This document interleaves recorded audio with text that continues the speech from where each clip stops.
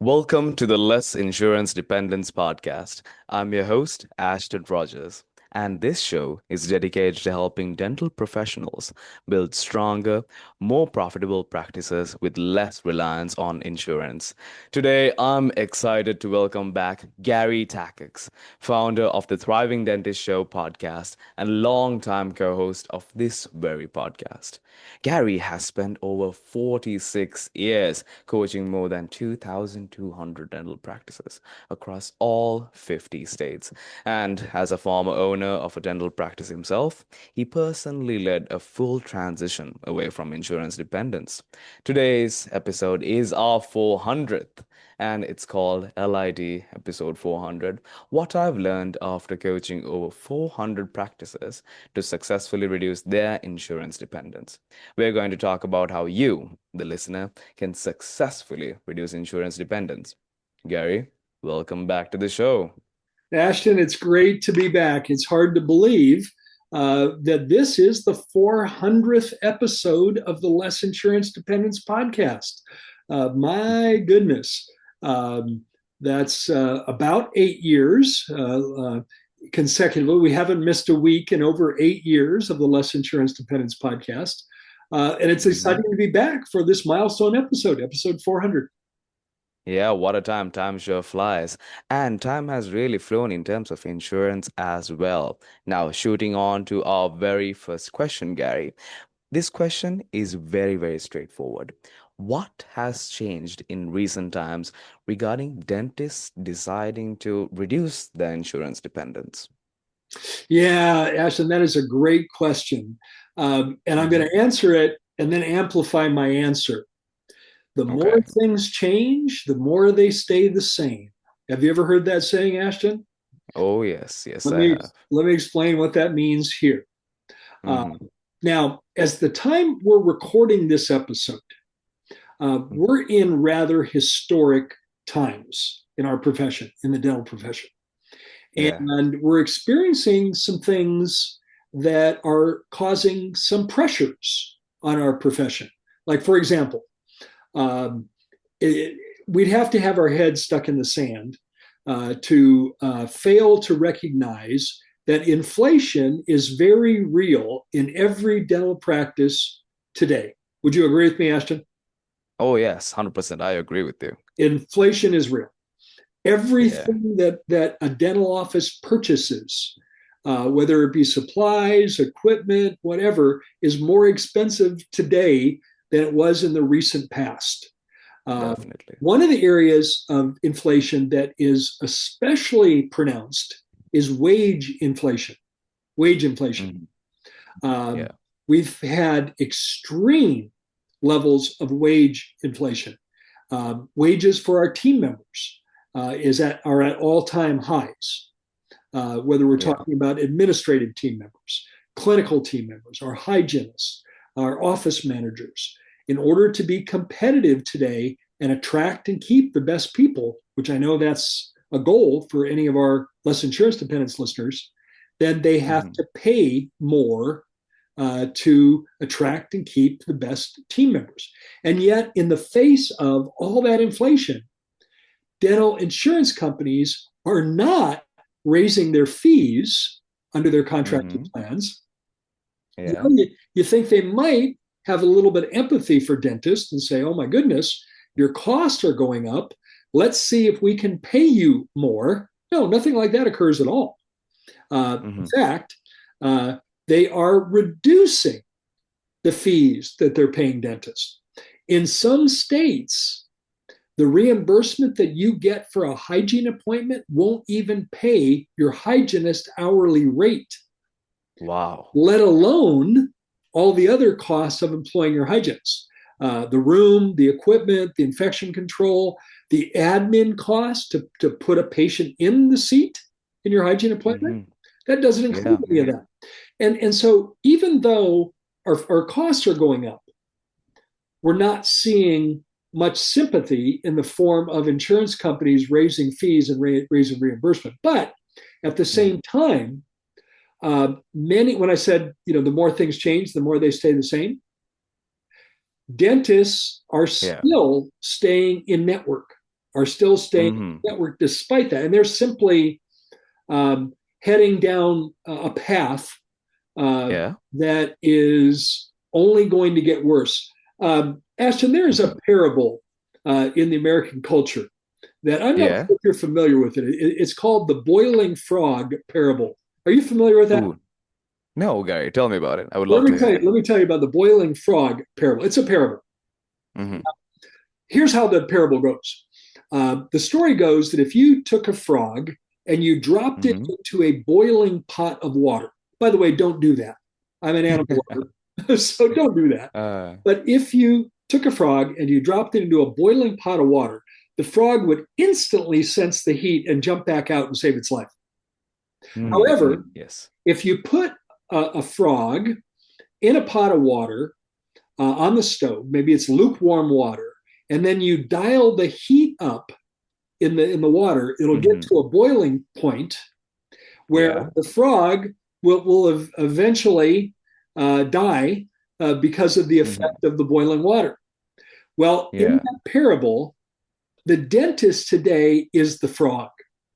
You're in that Mm-hmm. you're in Okay. that pot of water, and the Yeah. insurance companies are dialing it up, getting hotter and hotter and hotter. So don't be the Mm-hmm. frog. Don't be the parable of the frog. Yeah. The water that is about to go to boil, because it will be your endfall. Um, it's a Okay. good way to think about this. Yeah, yeah, it's a wonderful way to think about this. What an answer, Gary. That was really deep and hard hitting. And now, going into a bit of a niche question. We know that less than 10% of all dentists are either fee for service or have a reduced insurance footprint. Why do you think that is? That is the data. The data is that something less than 10% of all the practices in the US are either fee for service or have a very reduced insurance footprint. I wish I could define it even further, but that's the best data that I can provide. And the Hmm. reason that is the case, there's a one word answer, Ashton. Mhm. And that Yeah. answer, that word is fear. Fear. Okay. Okay. Now, I like to I see. think of I like to think of fear as an acronym. So let's spell it out. FEAR. Mm-hmm. Let me now create an acronym around that. False evidence appearing real. False Oh. evidence appearing real. And the fear that dentists experience when they consider resigning from a PPO plan is Mm-hmm. that they're going to lose all their patients. That's their fear. Okay. Yeah, Um, the real fear. that's their fear. And it is false evidence appearing real. You mentioned Mm-hmm. in the intro that in our Thriving Dentist coaching, we've done this over 400 times in Oh, yes. all 50 states. Oh, Uh, yes. and the result has been I've lost patients, but fewer than I expected. Fewer than I expected. Mm-hmm.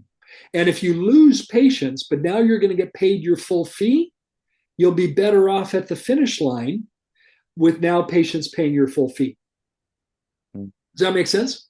Yeah, that makes a Yeah. lot of sense, Gary. Well, and another thing that's changing is, again, I have some hard research on this. Okay, tell me about it. The Health Policy Institute, HPI for acronym HPI, it stands for Yeah. Health Policy Institute. They're an independent research organization that does research on behalf of the ADA, the American Dental Hmm. Association. I And see. in 2025, about a year ago, right now, summer of Yeah. 2025, they conducted a survey of dentists all over the country. And one of the survey questions was, how many of you are considering resigning from at least one PPO plan by the end of 2025? How many of you are considering resigning from at least one PPO plan by the end of the year? Oh, this answer's gonna be fun. The answer was 68% of There we all go. dentists were considering that. So I think we're starting to see a momentum change where dentists are tired of being taken care of but taken advantage of by the insurance companies. They're tired of losing money to take care of Hmm. patients. They're tired of not being able to pay their team members enough to remain competitive in this environment, that they've had enough Yeah. saying, no, I've got to do something differently. 68%.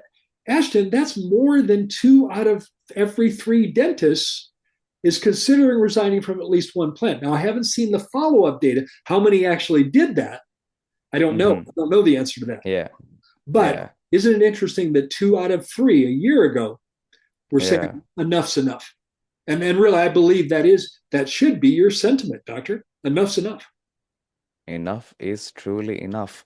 And that scarcity is exactly why the next question matters so much. If fee for service and reduced insurance practices are still such a small minority, even after a study like that, the dentists who are considering that path can't just wing it.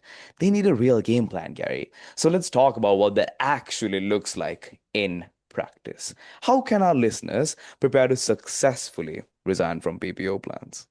Well, let me answer it in kind of a different way, Ashton. Let me tell our Okay. listeners what not to do. Okay. Okay. Taking the reverse approach. Do not send a letter to every one of your insurance patients telling you you're resigning from their plan. Do not do that. Do not do that. Emphasis on not. We've seen the byproduct of that, Ashton. Yeah. Normally, new clients come to us in Thriving Dentist Coaching because they want our help to do this. But occasionally, Yeah. it's happened a handful of times. A doctor said, I think I can do this on my own. They send a letter out to all their patients. It goes terribly. And then they call us to say, help, we made a mistake. We need to, unravel this. We need to unpack this. So don't do that. But Yeah. there's 3 things you can use to evaluate semi-objectively. You can evaluate whether your practice is ready for this. Now, Okay. let me make a statement that frankly saddens me. It makes me feel sad, but I'm going to state it anyway. Yeah. Not every practice can successfully resign from PPO plans. Oof, the hard truth. Do you recognize that, Ashton? Yeah. I I can. I wish I can could say every visualize. practice could do this. Yeah. But no, not. It's just like not everyone can run a marathon. Ashton, Yeah. one of the things I love to do. I'm an endurance athlete. I run marathons, half marathons, triathlons. Actually, Oh, yes. training for my first Ironman. Damn. Not everyone can just run a marathon. Yeah, Yeah, that is true. That is true. I'm going to do it. I'm going to get off the couch. I'm going to run one. That typically won't do it. Won't get the job done. You've got to prepare. Yeah. If you prepare it with proper preparation, anybody could run a marathon with proper preparation. Same thing with going out of network with proper Yeah. preparation. So let's evaluate where you stand with this. I'm going to use Okay. 3 criteria, 3. And I'm going to use the stoplight analogy, red, yellow, green. So when I look at each criteria, I'm going to ask you to evaluate, are you green, mean go, ready, in that criteria? Are you yellow, meaning sort of ready, sort of not ready, you're in between? Or are you red? Okay. Red means you're not ready at all. So the first Okay. criteria is how relationship driven is your practice? The more relationship driven you are, the better you and your team members connect with your patients, the more success you'll have going out of network. Because when you treat people so well that they're connected to you, they don't want to go anywhere else. They want to go to an office where they're being taken care of by doctor and Yeah. team members who they know, like, and trust. Now, the only Ah. problem with evaluating how relationship driven you are, Ashton, Yeah. is Yeah. it's very subjective. Very It subjective. is. But so let me help you unpack this if you're a listener. Doctors, without looking in your practice management software, without looking in your software, can you name 5 patients that own their own business?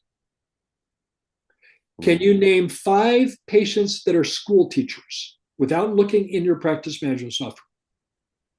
Can you name 5 patients that are first responders? Policemen, firemen, paramedics? Okay. Can you name 5 patients who recently retired? Maybe recently in the last 2 or 3 years. If you can rattle off answers to those questions without looking at your software, you're relationship driven. However, in hindsight, if you know what I usually hear, Aaron, when I do this face to face with doctors? Oh, I can't tell you Mhm. their name, but I know their face. Not good enough, doc. Oh, That means you need not to gonna work cut it. on being more relationship driven. So maybe if that's the case, maybe you're more of a yellow light on the red, yellow, green. So number Mhm. one, how relationship driven. Number two, what does demand look like in your schedule? How far out are you booked? I'm going to ask you this question for two specific appointments. When is your first available non-emergency new patient appointment? When is it? Look in your schedule, Mhm. find it. When is it? If it's out there more than 4 weeks, 5 weeks, you've got lots of demand in your schedule. Now, that's not good news, is because you're going to lose new patients because they're not going to wait. They're going to go to another office. But when you have that kind of demand in your schedule, you're better prepared to resign because, frankly, you can afford to lose some patients. The other appointment I Mhm. want you to look for is when is your next available hygiene appointment? Ashton, I asked Ooh. that question today to a client of mine, and Okay. he said, Gary, I'm embarrassed to tell you this. It's 7 months from now. Oh, seven gosh. months. But that's good news in going out of network because you have the demand in your schedule to resign. You can afford to lose some patients. I guess it's a good problem to have. Evaluate whether you're red, yellow, or green on that Mhm. second criteria of demand in your schedule. The third question is much more objective. We can measure it. Do Okay. you have proven marketing in place? Proven marketing that's proven. You can prove it to Mhm. replace any patients you're going to lose when you go out of network. Now, let me back up. Okay. I want to make a statement. I want to make this very bold and very blunt. You are Okay. going to lose patients when you go out of network. You're going to lose patients. I wish I could tell you there's a way to do it and not lose any patients, but I'm not going to tell you that because I've never seen that happen. You're going to Mhm. lose Mhm. patients. So go back to that third criteria to evaluate your readiness. Mhm. Do you have Okay. marketing in place? If you do, you get a green light on that one. Maybe it's yellow. Maybe it's so-so, not quite. Mhm. And maybe Mhm. it's flat out red. I've never done any marketing. So Oof. if you fall less than green in any of those three criteria, being relationship driven, having demand in your Mhm. schedule, and number three, having proven marketing in place, then what you need to do is work on those things before you resign. It doesn't mean you can't ever resign. It means you need to Mhm. strengthen those areas before you. It means you need to do a little bit of more work before you're ready for that marathon. Does that make The sense? training. You do more Oh, training. yes. Yeah. Um, and there's plenty of things we could do to solve, those three criteria to prepare you to successfully resign from PPO plans. You bet. Oh, yes. Oh, yes. And resigning from PPOs isn't just an insurance decision, right, Gary? It's a business decision. And like any good business decision, it needs to be backed by a solid plan for growth, which brings us to a great resource for practices making that leap. If you are ready to fully prepare to reduce your insurance dependence, the team at Ekwa Marketing offers a complimentary marketing strategy meeting at lessinsurancedependence.com/MSM. So now, Gary, I I want know to our reinforce that for a minute, Ashton, though. In our work at Thriving Dentist Coaching, yeah, we have often referred our coaching clients to Equa yeah. and have seen very, very good results. Mm-hmm. So if you're curious, if that's an area that needs attention, I would recommend Equa. I would encourage you to schedule that marketing strategy meeting and see how they can help you solve that third piece of the readiness, the preparation and readiness factors. Listeners, you heard the man right there, coming from Gary himself. And now, Gary, I know our listeners might be thinking, well, this sounds all good, but is there any real world evidence? So, Gary, can you provide a case study of a thriving dentist coaching client who has successfully resigned from PPO plans? So, Ashton, I'm going to provide a very specific case study. I won't use the Okay, name for okay, confidentiality reasons, but I'll use of the number. course. Um, and this one is etched in my mind. and it will be Mm-hmm. in yours as I share this story. This Oh, I was can't wait. a coaching client of Thriving Dentist, and Okay. this is a very strong solo dentist, owner dentist Okay. practice, four Okay. days a week, works 4 days a week clinically, Whoa. strong hygiene department, two Okay. full-time hygienists, with a very nice mix of services, a combination of really three things: everyday Mm-hmm. general dentistry, all the things that we think Okay. of as general dentistry, a Mm-hmm. very strong hygiene department, including a conservative periodontal therapy program within hygiene, and Okay. a very nice mix of what I like to call high value services. Things like Mm-hmm. placing restoring implants, things like Okay. cosmetic dentistry, complex Mm-hmm. restorative dentistry. So this is that practice. And Okay. when we started working with this practice in 2023, we started working at the Okay. very beginning of 2023. Mm-hmm. Um, he had it with being a network. He was contracted with 12 PPO plans, 12 Ooh. PPO plans. And so Okay. the strategy that we designed was that during the year of 2023, we would do all the preparation to be Mm-hmm. out of network by the end of the year in 2023, the end of the year in 2023. So we would, Okay. most of that was happening in the fourth quarter, Q4. Uh, Okay. in October, November, December is when he was resigning. But by Mm-hmm. January 1st, 2024, he would be completely out of network. He had made the decision to go completely out of network. So most of what we did in 2023 was all the prep, all the training, uh, making sure we enhanced our marketing, make sure the team members were fully trained on how to communicate with patients about this.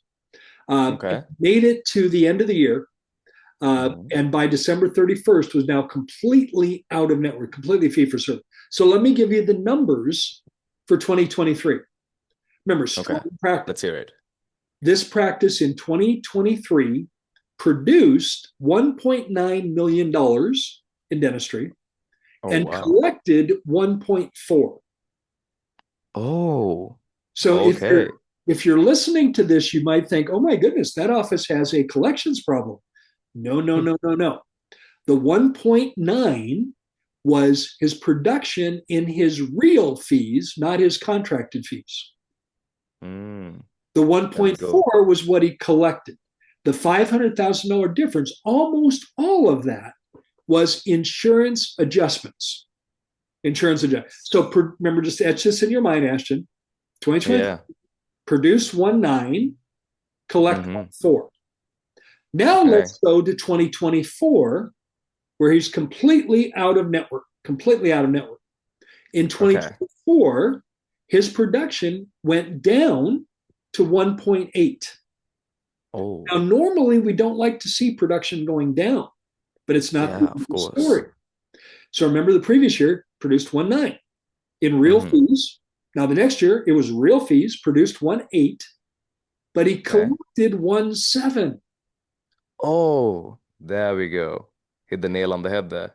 Now, if you're listening very closely, you might be asking the question, Gary, what's the $100,000 difference between the 1.7 that he collected and the 1.8 that he produced?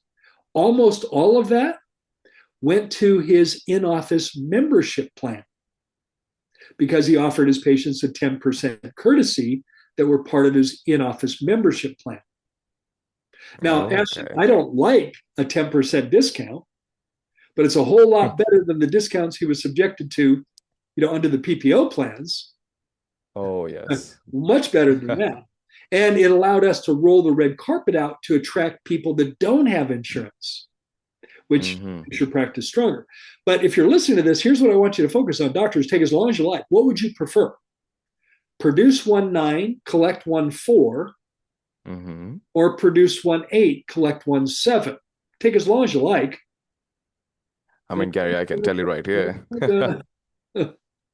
Yeah, all day long. You'd rather collect 1.7. Now, it gets better than that, Ashton. Let me Oh, really? go a level deeper. So even though Okay. practice improved by 300,000 in collections, same team, Mm-hmm. same hours, same everything. Nothing Okay. changed on team, nothing changed on hours. Same everything. Mm-hmm. Now, we work with our clients, solo dentist practice, to have overhead no higher than 60%. higher than. So let's say this practice had 60% overhead. In the Okay. first example, his overhead was based on having to produce $1.9 million worth of dentistry.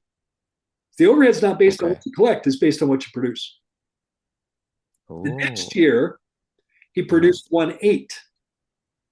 His I overhead see. went down by another $60,000.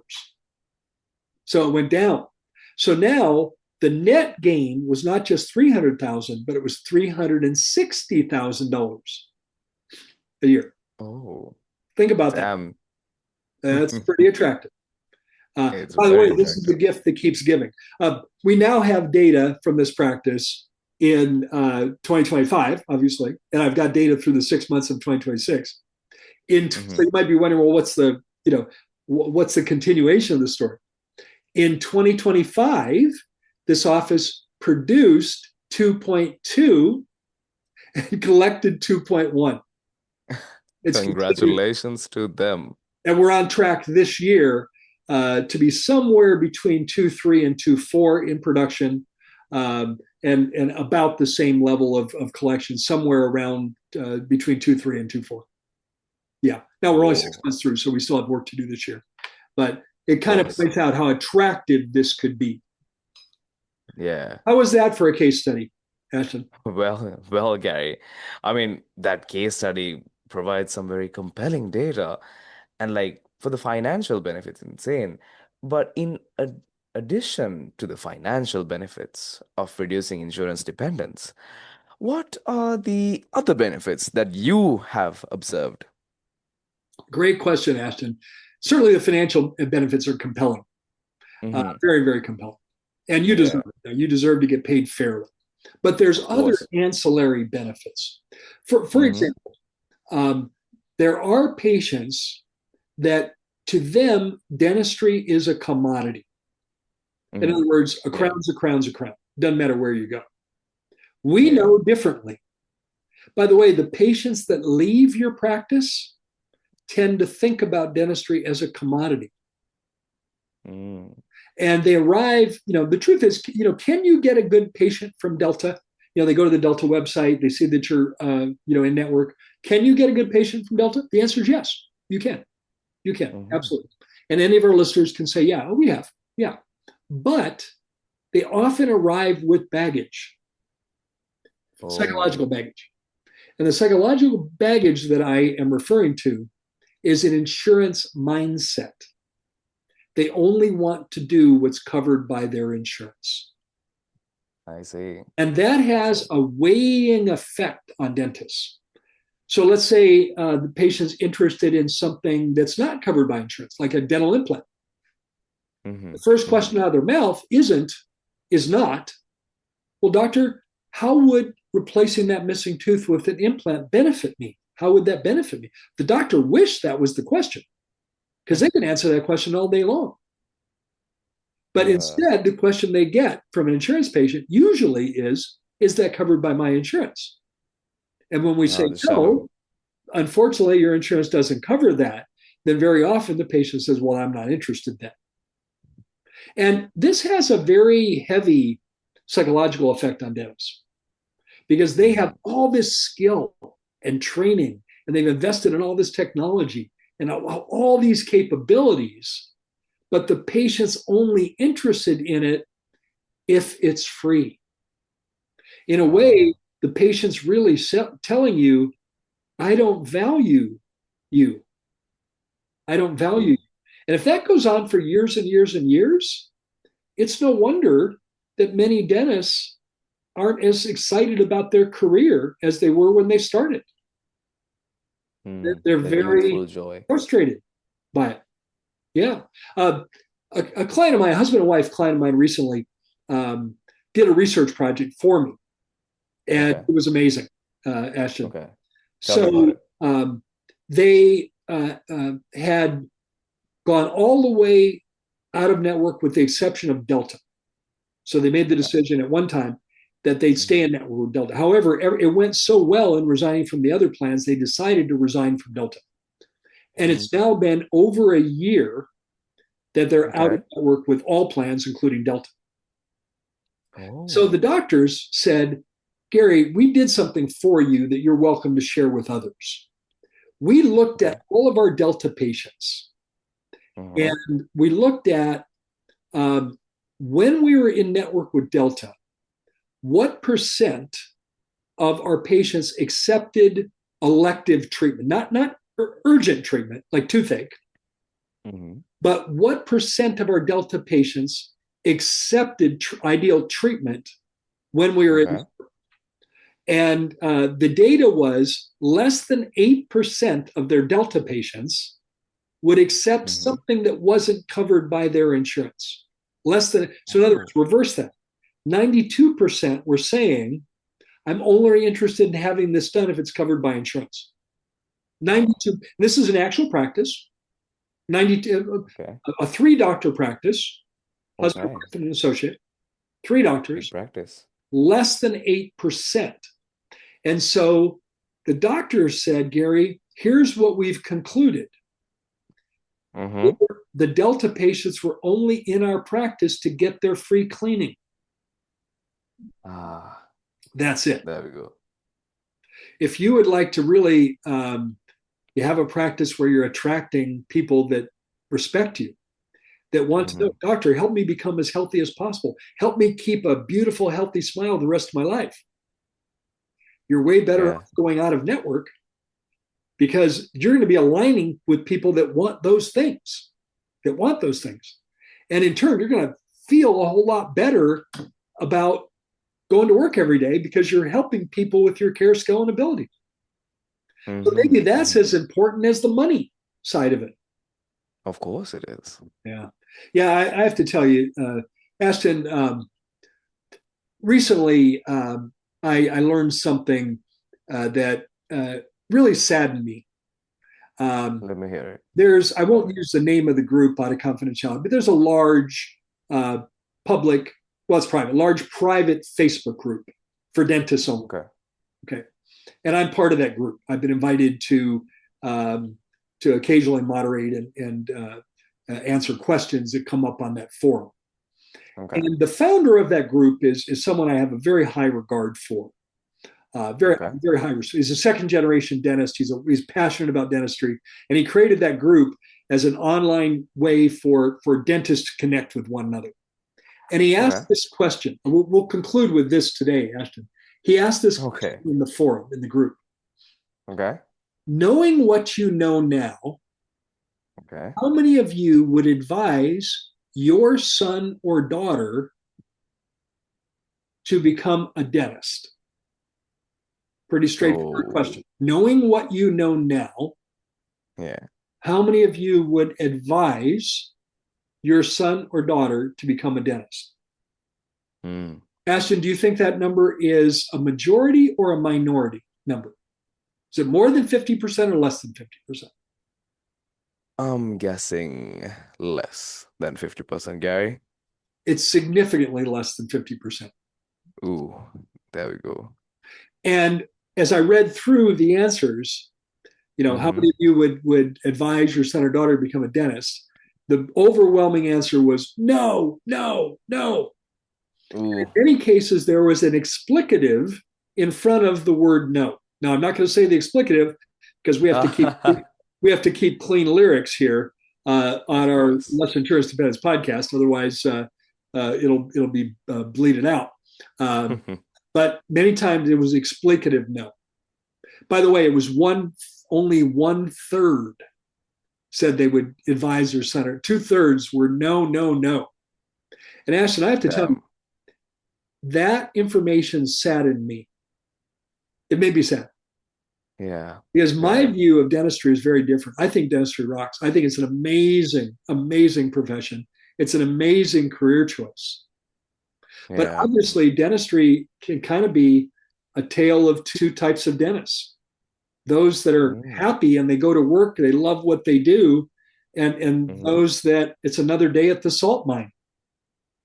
Okay. And those that feel it's another day at the salt mine are much more likely to be in network dentists because of the way Mm. all those factors have a negative effect on you.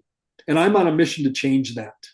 I want to change. I want to turn that tide, turn it over. I think dentistry is amazing. You get the ability to change people's lives every day, but you can't Yeah. change people's lives if the only thing they're interested in is if it's covered by your insurance, by their insurance. Oh, well, what a topic we have had today, Gary. Thank you so, so much for spending your time with us today and for being part of this 400 episode milestone. The biggest takeaway for me here, Gary, is that dentists can successfully resign from insurance dependency with the right strategy, coaching, and training. Uh, If more, Ashton, have you ever heard the saying, "If it's been done before, it must be possible"? oh yes, yes, I have. Well, guys, this has been done before. We've done it over 400 times. Uh, if you'd like to join the ranks of those that have successfully reduced insurance dependence, and you'd like some help doing that, let me invite you to schedule a coaching strategy meeting with me. Go to thrivingdentist.com/CSM. That'll open up my Zoom calendar. You'll schedule a meeting with me. The purpose of that meeting is for me to get to know you and to learn more about your goals. Share a little bit about our coaching, and we'll determine if it's a good fit. If that's your wish, schedule that meeting. Go to thrivingdentist.com/CSM. Thank you, Gary, for that. And if more quality new patients is your priority, you can schedule a complimentary marketing strategy meeting with Ekwa Marketing at lessinsurancedependence.com/MSM. And like Gary said, if you'd like to benefit from Gary's experience in successfully guiding over 400 practices to reduce insurance dependence, you can also book a complimentary coaching strategy meeting with Gary at lessinsurancedependence.com/CSM, or as he said, thrivingdentist.com. Reducing insurance dependence is one of those milestone decisions that can make all the difference in your practice. Thank you for listening to the Less Insurance Dependence podcast. I'm Ashton Rogers, and I look forward to seeing you on the next episode. Bye bye for now, and thank you all.